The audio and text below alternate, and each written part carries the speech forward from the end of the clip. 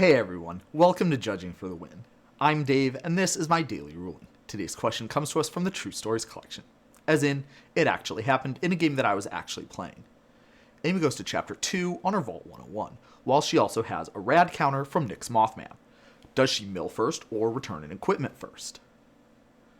Okay, so first of all, if you haven't played with these Fallout cards yet, you might not be familiar with how these rad counters work, so have a look at one. The first thing to notice is that, like Sagas, it triggers at the beginning of your main phase. If anyone from Wizards is watching this, please stop making cards like this. We already have a step in the game specifically for once per turn triggers. It's the upkeep step. Having triggered abilities that work the same way but don't trigger in the upkeep is just unnecessarily confusing. Now, with that said, let's take a close look at exactly when both of these abilities trigger.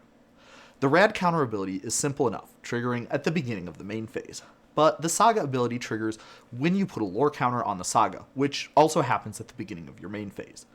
No player gets priority in the main phase until after both of these triggers have triggered, so that means that both of them are waiting to be put on the stack at the same time. If you've been a fan of the channel for a while now, you know what that means. The active player puts their abilities on the stack first, then the non-active player. Okay, but this is where the next interesting wrinkle comes up. Who is the controller of the rad counter ability? Is it Amy because she has the rad counter, or Nick because his permanent gave it to her? For the answer to that, we'll need this rule here, which spells out that the active player is considered to control the rad counter trigger, regardless of which player was responsible for giving the rad counter. I suppose that makes sense because it's possible for a player to get rad counters from multiple different players, and it's not clear how that would work if we wanted the player who gave the rad counters to be responsible for that trigger. Another interesting fact that you might have noticed from the text there is that if you have multiple rad counters, you don't get a separate trigger for each one.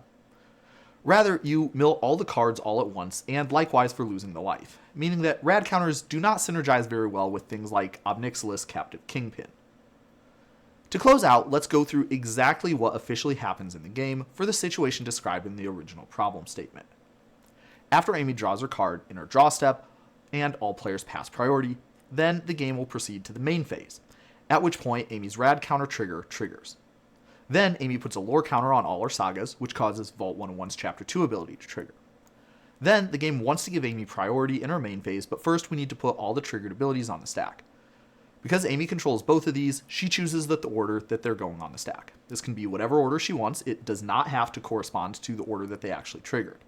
And that's the answer to our original question. Pretty cool, right? And that's all I have for you today. How did you do? Join me again next time for another daily ruling. Until then, I hope you have a great day.